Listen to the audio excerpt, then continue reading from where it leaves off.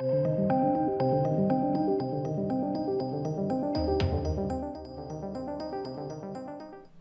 ladies and gentlemen. This is going to be, in part, an analysis of the predator from Prey, the feral predator. Now, this isn't going to be, all fancy with loads of footage and things like that. This is actually direct from the artist who designed the feral predator. He's been on Twitter revealing an awful lot of stuff. If I look red, the saturation, I haven't adjusted it, so I'm sorry. Loads of people are like, wear sunscreen. I'm actually alright, it's just the saturation's a bit off. So yeah, the artist has actually been online on Twitter and revealed everything about this predator. And I thought this would be a fascinating dive into this creature's creation. So I hope you'll enjoy it as much as I did, because I sort of picked this up and had a look at it. And I just thought it was fascinating. So this is the artist, Michael Vincent Art. I'll leave his Twitter linked down below for you, you guys that are interested to take a look. I think, I think you guys will like it. As much as I did. Now, we're not going to take a look at this just yet. I'm going to scroll down a little bit first. Then this is kind of when he first started talking about it. So the feral predator emerges. I will forever be grateful for the trust afforded me by Studio ADI to design this film. Godspeed, Naru. We didn't make it easy for you. This is obviously concept art. Well, concept. This is the actual predator itself. And this was kind of the first tweet from this individual about it. But then we get into much more interesting stuff. So this is it. For those asking what my role on Prey was, I was tasked with the feral predator's creature design and mask design. An honour I'm still wrapping my head around. Gig of a lifetime. Now he does actually respond to some individuals in the comment section itself on Twitter. And again, I found these to be very, very interesting. Loads of people very, very fixated on whether the predator was a female. It wasn't a female, so it's important not to worry about that too much. Loads of people are curious about how it sees. He actually answers that, and he has a very interesting take on it, which I thought was fascinating. So someone literally just says, how does it see, though? And he says, heat-sensitive nodes under bone plates send the data to his network of heat-sensing organs in the frill and compiles into a visual feed to his eyes. Predator, since the first film, has lousy vision when unmasked, at least in our atmosphere. That is amazing. That is someone that has taken the creature design thoroughly seriously. And I love that. I absolutely love that. Now, again, someone says about the doesn't need eye holes, mask, blah, blah, blah. And someone just kind of retweets that and confirms it again. But again, what a fascinating design. What a truly great design. And it's nice to see so many people coming in here and sort of talking about it, right? But then we get on to the more interesting things, I think, anyway. Clicked on the wrong thing. So we have it here, right? So genetic isolation. So loads of people are like, well, why does it look so different? Because, this does look very different.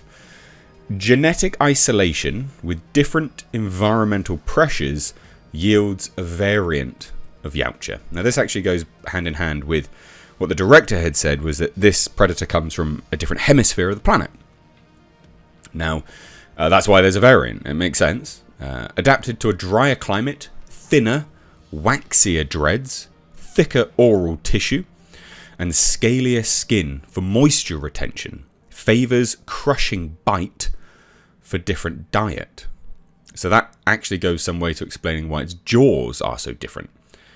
I really enjoyed that. I genuinely enjoy the scientific approach that they've had with this predator. Now he continues and says that it breathes because loads of people are wondering how it breathes, right? That he explains it. It breathes primarily through spiracles in the casque, not those two big cavities. Those are heat-sensitive pits. Okay? An adaptation for a less jungly, less oxygenated atmosphere. thicker brow, because again, loads of people are like, well, why does it, it looks like it's got Down syndrome or something like that. Loads of people are basically saying it looks like a special needs predator. But again, he explains that, because this is the guy that designed it.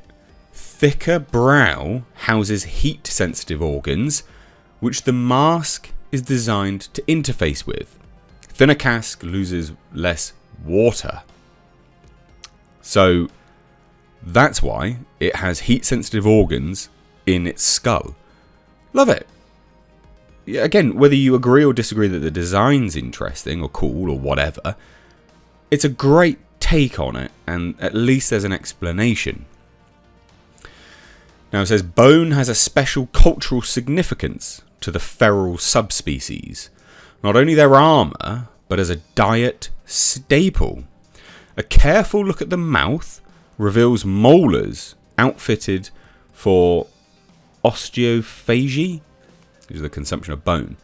Now I'd have to double check and have a real good look at that. But isn't that amazing? So that's why it has the bone mask, because it's part of its, the subspecies cultural significance. Bloody amazing. Absolutely fascinating. And no one can deny that this is the coolest design for the Predator. It's the very best. But it's interesting as well, because this subspecies of the Predator was working alongside the clan in Predator 2, basically. The same clan. So it's interesting that the subspecies kind of works alongside one another together. Love your work, buddy, but this looks fucking horrid. Yeah, again, I get it. It's a very different looking Predator, and I'm not one of these people that thinks you should keep redesigning it. But I still don't hate it, I still don't hate it. I don't love it, but I don't hate it. And now having a greater understanding of why they're doing what they did, it makes sense to me.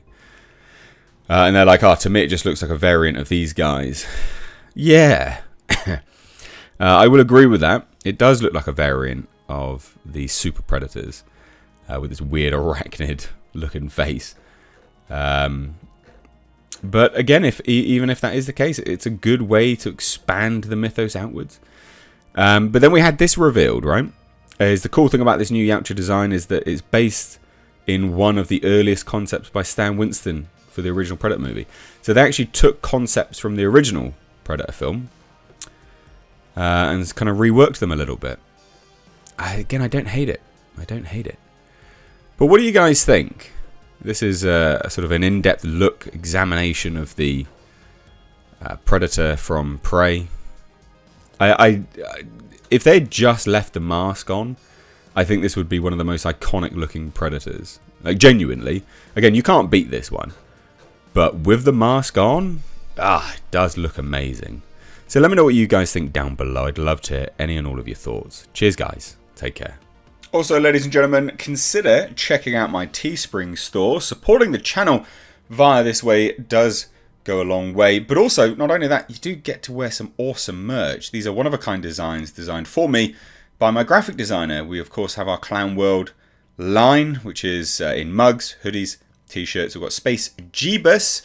And then for something a little bit different, we, of course, have right down at the bottom right here, we have our Pulsar GTIR. Also, ladies and gentlemen, consider checking out and supporting my second channel, which is Car Nonsense. This is a vlog and car channel. You can find links to this in the description box, along with my Teespring. Please do consider supporting.